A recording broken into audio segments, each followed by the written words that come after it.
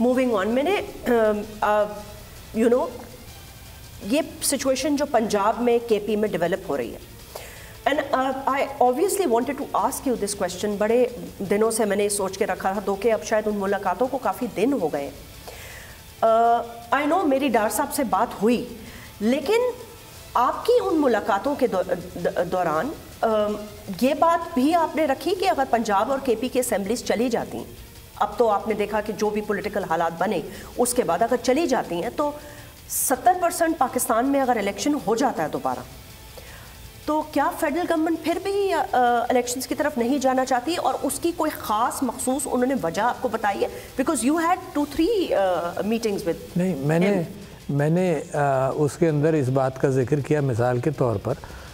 मैं समझता हूँ कि एनर्जी के मामले में कंजर्वेशन होनी चाहिए। अब पिछले दिनों भी वो मेरे पास प्रपोज़ल लेकर आए थे, और सिर्फ वो नहीं लाए थे बल्कि जो मौजूदा प्राइम मिनिस्टर हैं, जब भी मेरी उनसे मुलाकात हुई तो मैंने उनसे कहा कि एनर्जी कंजर्वेशन पर काम करो, पॉजिटिवली लेकर इस बात को चलो, पैसा बचाएं।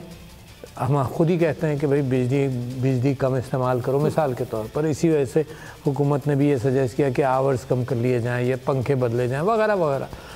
तो वो मेरे पास तशरीफ़ लाए थे, वो और कुछ और मिनिस्टर्स भी आए थे, और उन्होंने कहा कि जी इसको हमें कामयाब करना है। तो मैंने कहा बिल्कुल करना है, मगर मैंने कहा कि देखो इसको अवाम को सेल कौन करेगा, है ना। अवाम को सेल करने के लिए सियासी जमातें, और क्योंकि सियासी जमातों का ताल्लुक़ सारी सोशल तंजीमों से होता है, तजारती तंजीमों के साथ होता है, तो जब तक अवाम को कोई चीज़ बेची नहीं जाएगी तो प्रॉब्लम तो है।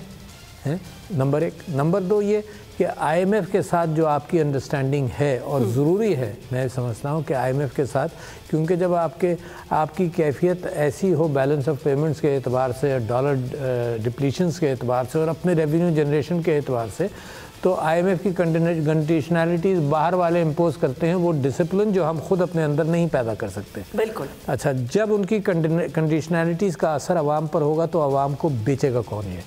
दूसरी बात मैंने आपसे कही। सही बात। तीसरी बात मैं आपसे ये कह रहा हूँ कि जब इतने बड़े क्राइसिस हैं तो इस किश्ती के अंदर एक सुकून चाहिए, एक हैजानी कैफियत नहीं चाहिए। आपको मालूम है बहुत सारी किश्तियाँ बांग्लादेश में और उधर दरियाओं पर जो होती हैं, ओवरलोड की वजह से और कैफियत हंगामे की वजह से वो जिन्हें आप टिल्ट करके डूब जाती हैं, डूबने लगती हैं। पाकिस्तान इंशाल्लाह कभी भी ऐसी कैफियत में नहीं होगा, मगर हजकोले लेने वाली किश्ती के अंदर बेइंतहा ज़रूरी है कि उसके अंदर एक यूनिटी ऑफ एफर्ट हो। किश्ती के अंदर भी बैलेंस रखना पड़ता है, आप वाकिफ़ हों कि अगर सब एक तरफ हो जाते हैं ना तो उधर ही वो टिल्ट करके डूबने लगती है।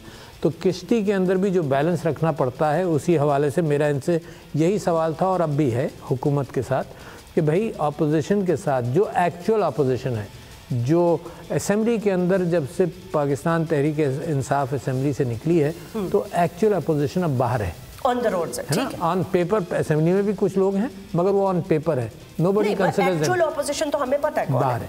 एक दूसरे ये कि मेरी ज़िंदगी गुजर गई, और जितने सियासतदानों को मैं एड्रेस कर रहा हूँ उनकी ज़िंदगी गुजर गई इस बात में कि जब तक इलेक्शन नहीं होते हैं तो आप ओपिनियन पोल्स पर कुछ भरोसा करते हैं कि भाई वहीं से राय मिल जाती है।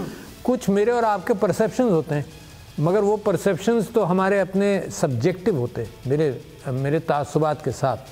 मगर जब ओपिनियन पोल होता है तो उससे पता चलता है पॉपुलैरिटी किसकी है। तो इस वक्त पॉपुलैरिटी उस अपोजिशन की है जो बाहर बैठी है। बिल्कुल ठीक बात है, ठीक है ना।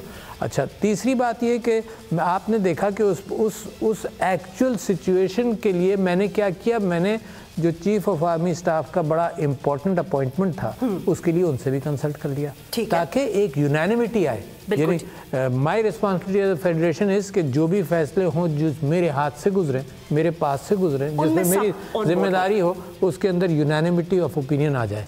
तो पाकिस्तान की किश्ती के अंदर ये यूनैनिमिटी ऑफ ओपिनियन के लिए जब इसहाक डार साहब जब भी तशरीफ लाए, इर्रेस्पेक्टिव ऑफ एक मुलाकात के जहाँ सिर्फ एनर्जी पर बात हुई, वरना हर मुलाकात के अंदर मैंने उनसे ये कहा है कि जी इंतखाबात का साल है, ये साल आ रहा है, वो क्या कहते हैं, और उसके ऊपर मैंने उनसे कहा कि आप बातचीत कर देर सवेर, है ना, अगर 2-4 महीने आगे पीछे की अपोजिशन रिक्वेस्ट करती है तो उससे बात कर लो। मैं ये भी नहीं कह रहा हूँ कि जल्दी कर लो, बाद में करो। मैं कहता हूँ इतना ज़रूरी है इंतखाबात कि दुनिया आपको कर्ज देगी, आपके साथ प्रोजेक्ट्स डिसाइड करेगी, और दुनिया को भरोसा आपके ऊपर ना हो। तो लिहाजा आप अपने क्रेडिट कार्ड्स, जिसको कहते हैं IOUs भी तो होते हैं ना, अच्छे ताल्लुकात के, दोस्ती के, तुर्की हमारा दोस्त मुल्क है, चाइना हमारा दोस्त मुल्क है, सऊदी अरब हमारा दोस्त मुल्क है। लेकिन बातचीत में कौन आगाज़ करेगा, किस तरफ से आगाज़ होगा, कैसे होगा? पब्लिकली मैं इस वक्त वाकिफ़ हूँ कि पाकिस्तान तहरीक इंसाफ जो एक बहुत बड़ी अपोजिशन है और जो बाहर है, और इस वक्त बड़ी अक्सरियत पॉपुलैरिटी की है, जो लास्ट सर्वेज मैंने देखे कि 59% या 56% पॉपुलैरिटी इमरान खान साहब की है और उसके मुकाबले पर 19 या 2-4% दूसरों की है।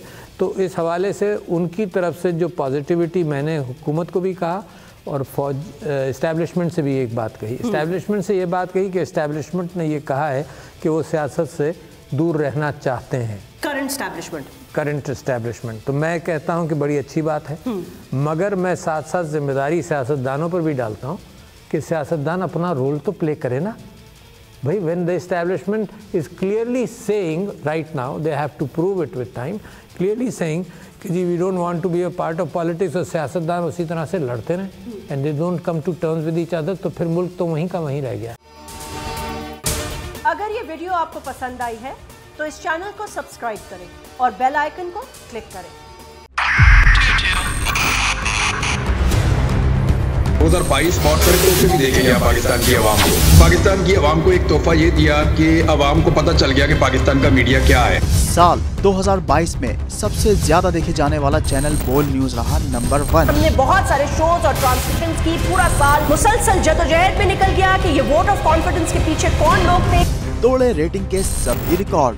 सोशल मीडिया पर भी सबसे ज्यादा तेजी से 2.4 बिलियन व्यूज का संगे मील अबूर किया।